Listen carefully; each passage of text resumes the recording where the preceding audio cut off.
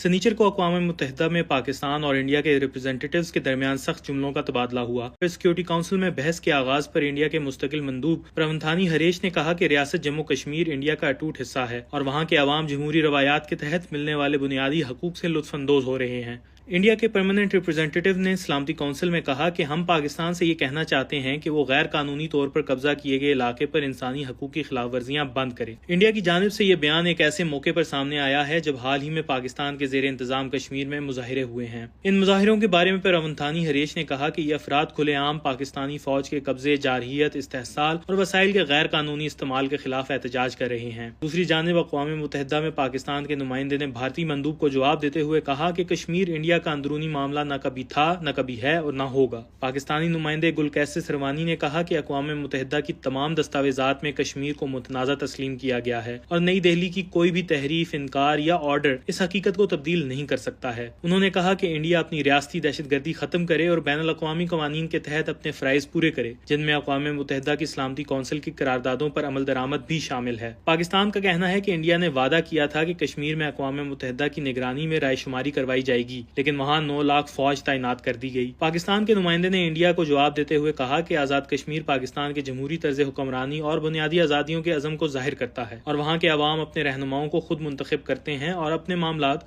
खुद चलाते हैं। थाईलैंड और कंबोडिया के दरमियान हालिया कशीदगी के बाद अब इन दोनों ममालिक में अमन मुआहदे पर दस्तखत हुआ है। मलेशिया के शहर कुआलालंपुर में होने वाली इस तकरीब में अमरीकी सदर डोनाल्ड ट्रंप ने भी शिरकत की। थाईलैंड और कंबोडिया के दरमियान सरहदी तनाज़ा एक सदी से भी पुराना है, लेकिन हालिया कशीदगी इस साल मई में उस वक्त शुरू हुई जब सरहद पर होने वाली झड़पों में एक कंबोडियन फौजी मारा गया था। इसके बाद दोनों ममालिक ने एक दूसरे पर सरहदी पाबंदियां भी आयद कर दी और सरहद पर फौजियों की तादाद भी बढ़ा दी। फिर सदर ट्रंप ने इस मामले पर 26 जुलाई को सोशल मीडिया पर लिखा कि मैं थाईलैंड के निगरान वजीर आजम से कहता हूं कि जंग बंद करें और जंग को खत्म करें। 2 दिन बाद दोनों मुल्कों में फौरी और गैर मशरूत जंग बंदी पर इतफाक हो गया और एक हफ्ते से जारी लड़ाई बिलाखिर रुक गई।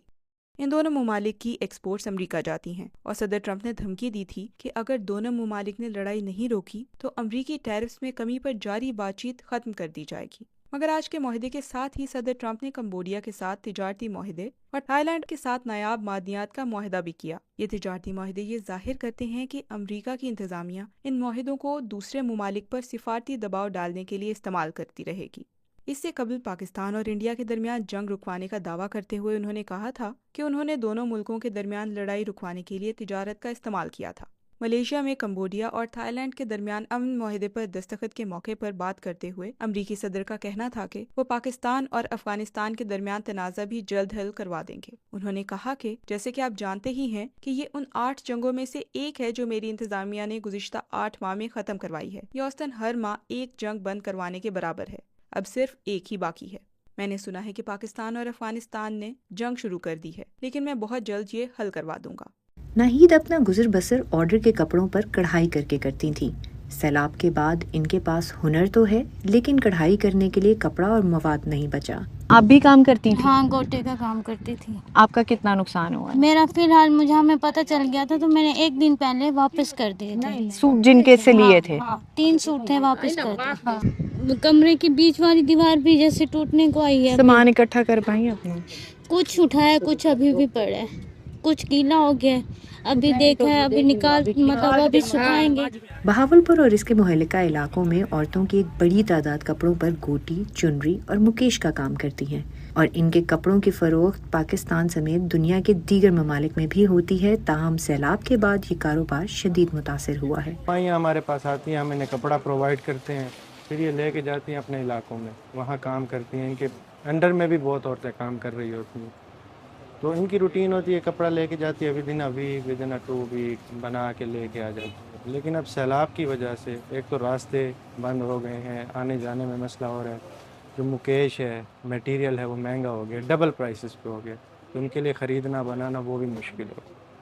तो अब 15 दिन 20 दिन हत्ता के महीने लगा देते हैं माल लेके आने में। जहाँ एक तरफ दुकानदार इन खवातीन के मुंतज़िर हैं, वहीं दूसरी जानिब खवातीन भी परेशान हैं कि वो इस इंतज़ार को कैसे ख़त्म करें। कुछ सामान उठाया है, कुछ उठाने का मौका भी पानी ने नहीं दिया। मेरे सिर्फ 5 सूट थे। 5 सूट हाँ, थे। पहले कुछ बना कर दिए थे, 10 सूट आए, उठाए ये किसी थे। ने खरीदारी के लिए दिए हुए थे, खरीदने थे आपसे या ऑर्डर दिया हुआ नहीं था? नहीं, ऑर्डर बाजार से हम कम लेते हैं, वहीं बनाकर वहीं दुकानों से पहुँचाते हैं। एक सूट से कितना कमा लेती थी आप? 300 350 सूट का देते हैं और 8 दिन कभी लग जाते हैं। मेरा तो 7-8 सूट मेरे थे। तो ये जो कपड़ा बचा हाँ के जी, लाई ये हैं, वाले एक ये मैं तो बना बना रही रही थी ना, तो शॉपर में डाल लिए थे मैंने जल्दी जल्दी। 1-2 सूट मेरे बच गए, 6 सूट मेरे डूबे। अंदर पड़े थे। तो इनकी हाथ की हुई मेहनत जब इन्हें सिला नहीं मिलेगा तो ज़ाहिर है हमारा भी नुकसान है और इनका भी नुकसान है। तो हम इनके वेट में बैठे होते हैं, ये जब लेके आएंगे तो आगे। अब देखें हमारा ये माल यहाँ तक होता था, अब यहाँ तक है, उसकी क्यों वजह है? कितना एक सेटअप होता है, अब देखें कितनी चीज़ें हैं जो मिसिंग है इसी वजह से। इन ख़वातीन की मुश्किलात में एक इजाफा ये भी है कि सैलाब के बाद कढ़ाई के लिए इस्तेमाल होने वाला मवाद भी खासा महंगा हो गया है।